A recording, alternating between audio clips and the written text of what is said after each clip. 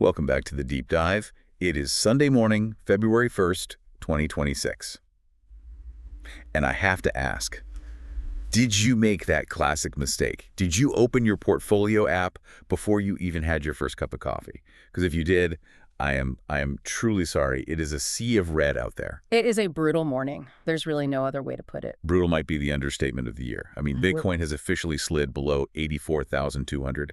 We're talking about a stark, just a painful 28% drop from that all-time high we saw back in October. Yeah. That $126,000 price tag, it feels like a lifetime ago right now, doesn't it? It really does. It feels like a different era. The sentiment can shift in this market, faster than anything else in finance. For sure. And we are firmly in extreme fear territory. You can feel it on X. You can see it in the liquidation data. Oh, yeah. And you can hear it in the silence of those group chats that were just buzzing 3 months ago. It feels like the sky is falling for a lot of people. Right. But our mission today isn't just to, stare at the wreckage. Anyone can see the number go down. We want to get to the why.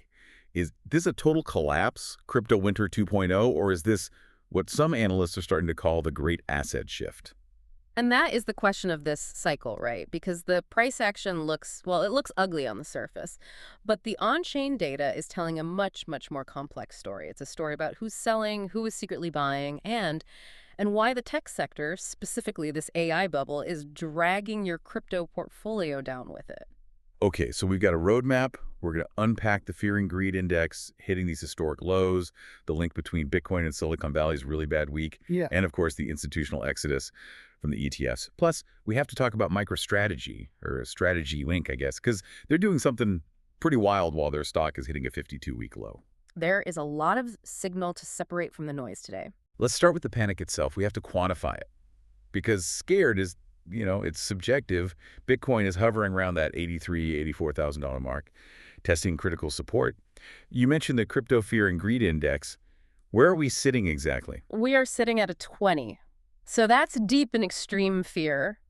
But here is the real kicker. Just recently, it bottomed out at 9. A 9, wow. I didn't think it went that low unless, an exchange was collapsing. It's incredibly rare. I mean, to put that in perspective, we haven't seen a reading of 9 since March 2020. March 2020, the COVID crash. The COVID crash. Sure. When the entire global economy just switched off. Okay, hold on. This is where it gets weird for me. Help me square this circle. In March 2020, the world is ending. Toilet paper is the world's most valuable asset. And Bitcoin was trading at what, $5,000? Roughly, yeah. $5,000 to $6,000. So people were terrified because Bitcoin was $5,000. Now people are, statistically speaking, equally terrified. But Bitcoin is over $80,000. That seems like a massive paradox. How can the fear be the same when the asset is up 16x? It is a paradox, and it speaks to this flaw in human psychology. It's called anchoring. Investors aren't looking at the absolute price. I mean, if you bought at $20,000, you should be thrilled right now. We'd be ecstatic. But nobody looks at their entry. They look at the high watermark. They're anchored to that $126,000 price. So it's the feeling of loss, not the absolute value, that's driving the fear. So we just anchor to the top, and anything below that feels like a failure. Exactly. And this level of fear, it signals what we call capitulation. Capitulation. Yeah. Okay, that's a word we hear all the time. What does it actually look like in the data? Is it just people crying on social media? It's pretty much that. It's emotional vomiting, really. It's the I give up, just get me out, I don't care about the price phase. Data from Santiment shows that negative commentary online has hit its highest level for 2026. The crowd is just overwhelmingly pessimistic. But if you look at history, when the crowd leans this hard into that sell low mentality, it's almost always a contrarian buy signal. Be greedy when others are fearful. The old Buffett line. Right. But is it really that simple? It's a cliche because it's true, but I have to add a disclaimer here. Just because everyone's scared doesn't mean we get an immediate bounce. But a fear and greed score of 9 or even 20 is usually a sign that the sellers are just running out of ammo. If everyone who's scared has already sold, who is left to push the price down? That's a great point. If the paper hands are empty, the pressure has to dry up. So the panic is real, but maybe the reason for it is misplaced. Let's talk about the trigger. Because usually crypto has its own drama, right? Hacks, regulation. Yeah. But you're saying this crash isn't actually a crypto problem at all. No. This is a tech problem. We're seeing this massive correlation play out. Bitcoin right now, it's not trading like digital gold. It's not a safe haven. It is trading like a high beta tech stock. Okay, high beta. We hear that on Wall Street all the time. Hmm. For someone who isn't a day trader, break that down. What does that actually mean? Sure. Beta just measures volatility relative to the overall market. So if a stock has high beta, it means if the market goes down 1%, this stock goes down, say, 3%. It just amplifies the moves. It amplifies the moves, exactly. And right now, Bitcoin is acting like a leveraged bet on the NASDAQ. When tech falls, Bitcoin falls harder. And Silicon Valley is having a nightmare. There are these growing fears that the AI bubble of 2025 is finally popping. And we've seen some just brutal numbers from the stock market this week. Brutal is the right word. Look at the semiconductor sector, the backbone of the whole AI boom. On November 4th, that sector lost $500 billion in value. $500 billion. Just gone. And look at the big names. Meta crashed, 13% recently? Because they revealed their AI spending is going to exceed $100 billion in 2026. $100 billion. On what? Chips, data centers, power. But here's the problem. They couldn't really explain how that spend turns into profit. And investors are spooked. They think the hype has just gotten way ahead of the reality. It feels a lot like the dot-com burst. And I saw Michael Burry, the big short guy, he's getting involved too. Of course. He never misses a crisis. He disclosed massive bearish bets against NVIDIA and Palantir. When the guy famous for predicting the 2008 housing collapse starts betting against the biggest thing in the market, people, they pay attention. Okay, so Burry is shorting AI. Meta is burning cash. I get why tech stocks are tanking, but yeah. Why does that hurt my Bitcoin? Why can't it just decouple? Because of liquidity. It's the Whipple effect. When big hedge funds or even just wealthy individuals get scared about their NVIDIA position, they need to de-risk. They sell what's easy to sell to raise cash. And Bitcoin is liquid, it trades 24/7, and it's in that same risk-on bucket. So they sell Bitcoin to cover margin calls or just to sit on the sidelines. So Bitcoin is guilty by association. It's being sold because it's easy to sell, not because the protocol broke. Precisely. It's a liquidity event, not a fundamental failure. The trading algorithms just link them together. If NASDAQ drops, the bots sell Bitcoin instantly. That makes sense. Okay, so that's the macro. But let's dig into the who. Yeah. Because for every seller, there has to be a buyer. You called it a great asset shift. Who is on which side of this trade? And this is the most fascinating part of the data. We're seeing a classic shakeout of what we call weak hands. Define weak hands. Is it just like people with small accounts? Not necessarily small, just low conviction. First, it's the ETF investors. We've seen massive outflows. U.S. Bitcoin ETFs saw between $1.6 and $1.7 billion in net outflows recently. $1.7 billion. That's a huge amount of selling pressure. It is. And then you have the retail investors, the folks who probably bought in during the hype last year. They're exiting at a loss. And interestingly, mid-sized whales, wallets holding between 10 and 1,000 Bitcoin, have turned into net sellers. So the tourists are leaving, the ETFs are bleeding, the mid-sized millionaires are out. Who on earth is catching this falling knife? Who is buying $1.7 billion worth of selling? The strategic entities. That sounds very official. Who are they? It's the industry term for wallets holding more than 10,000 Bitcoin. These are the mega whales, institutions, maybe even some sovereign states. In November, despite the crash, this group added a net total of 10,700 DTC.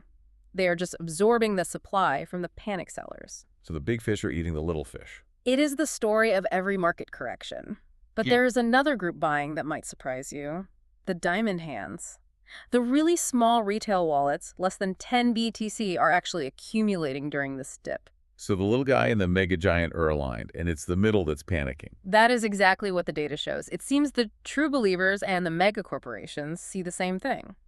And speaking of corporations, there was this interesting note from Coinbase's CBO, Shan Agrawal, about hiring. Hiring. In this market, usually, when the market crashes 28%, you start seeing layoff. At this time, traditional finance giants, we're talking MasterCard, PayPal, JP Morgan, they are still aggressively hiring for crypto roles. They're building infrastructure. And that tells you they view this as a short-term price drop, not a systemic failure. They're looking at 2030, not next Tuesday. That really drives home that asset shift idea. The price is down, but the rails are still being built. Speaking of mega whales, we have to talk about the biggest whale of them all, Strategy Inc., Michael Saylor's company. They're just relentless. They really are. Despite this crash, they just bought more. Are they trying to single-handedly save the market, or are they just addicted? It's a specific capital markets play. Between January 20th and 25th, they sold $264 million of their own stock. to buy 2,932 Bitcoin.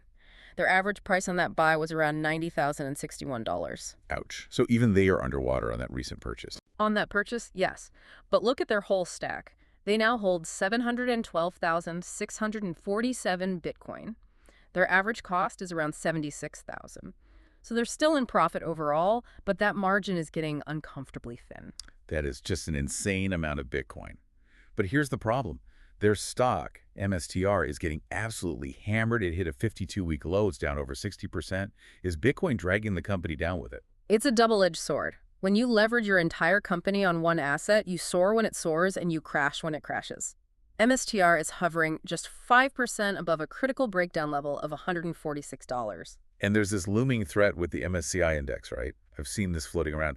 Why does an index listing matter so much? This is the real danger zone we have to watch. Strategy Inc. is at risk of being delisted from the MSCI global indices because the MSCI proposed new rules saying if a company has too much of its value in digital currency, it's more like an investment fund, not an operating company. Okay, so if they get kicked out, what happens? Why does that hit the stock price? It matters because of forced selling.